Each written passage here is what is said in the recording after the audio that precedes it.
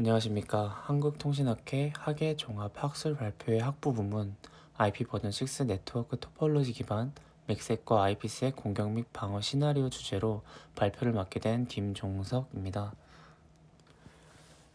본 논문에서 해결하고자 하는 문제는 다음과 같습니다. 현재 IoT, 5G 등 새로운 기술의 등장으로 네트워크를 지원하는 기기들의 급격한 증가로 인해 IP 버전 4 주소가 고갈되고 차세대 네트워크인 IP 버전 6를 주목하고 있습니다.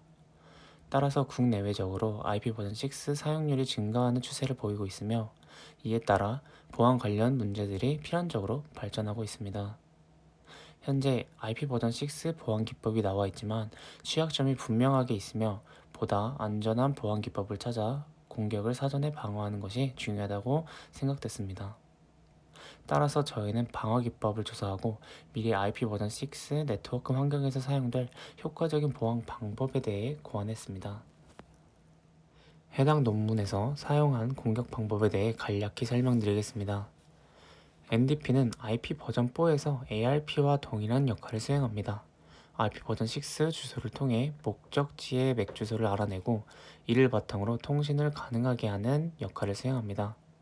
이때 노드 멀티캐스트 주소를 이용하여 NS 메시지를 전송하는데 전송된 패킷은 네트워크의 모든 활성화된 링크 로컬 주소에 도달하게 됩니다. 즉, 이러한 형식은 서비스 거부 공격, 중간적 공격, 기타 악의적인 목적을 위해 조작된 가짜 응답 메시지를 보내서 악용될 가능성이 있습니다. MITM 공격은 공격자가 비밀리에 도청하거나 이동하는 트래픽을 수정하기 위해 두 당사자 사이에서 통신을 가로치는 공격입니다.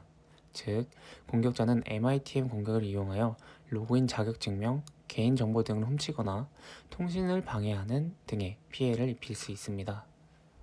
본 논문에서는 이러한 공격을 사전에 방어할 수 있는 네트워크 계층 보안 프로토콜인 IPsec과 데이터 링크 계층 보안 프로토콜인 MACSec을 IP 버전 6 환경에 구현하면서 각 보안 프로토콜의 방어 기법과 성능을 확인했습니다.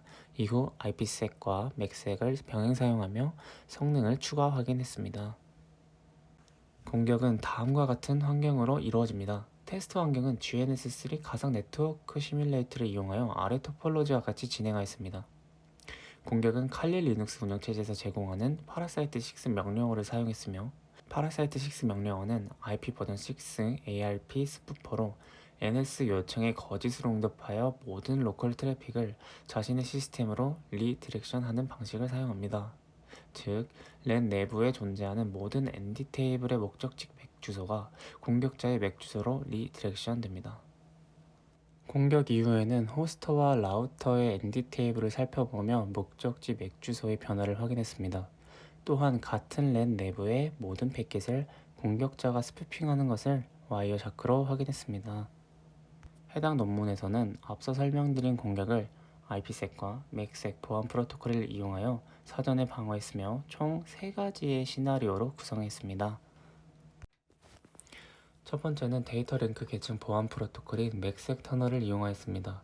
아래 그림과 같이 PC1과 PC2 사이를 MACsec 터널 환경으로 구성하였고 같은 스위치 랜 내부에 공격자를 배치해 두어 스푸핑 혹은 도스 공격을 실시하였습니다.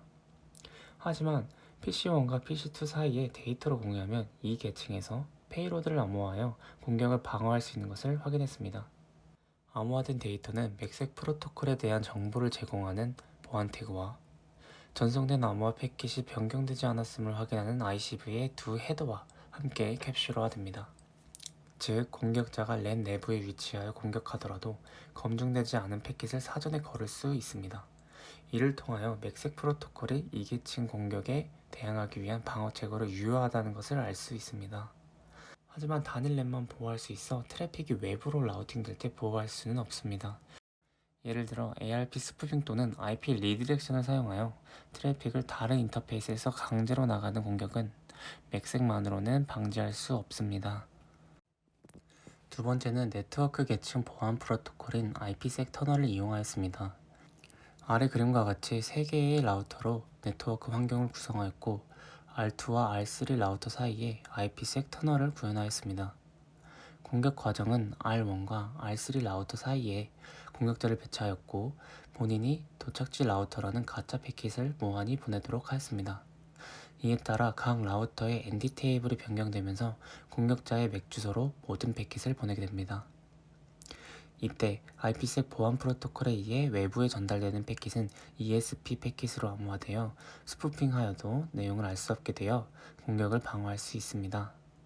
하지만 터널 모드에서의 IPsec 랜은 외부에서는 암호화가 가능하겠지만 내부 랜에서는 암호화가 불가능하기 때문에 이계층 보안 취약점은 여전히 남아있는 것을 확인할 수 있었습니다.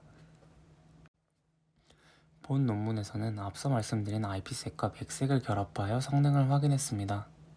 앞서 맥색은 3계층에서 보안 취약점을 보였고 IPsek은 2계층에서 보안 취약점을 보였습니다. 따라서 두 보안 프로토콜의 병행 사용이 두 계층의 공격을 방어할 수 있는 방향임을 제시할 수 있습니다. 이렇듯 본 논문에서는 두 보안 프로토콜의 병행 사용으로 외부 랜의 데이터 기밀성과 무결성을 유지하고 내부 랜의 중간적 공격을 방어할 수 있는 강력한 보안 기법임을 제시합니다. 이상 발표를 마치겠습니다. 감사합니다.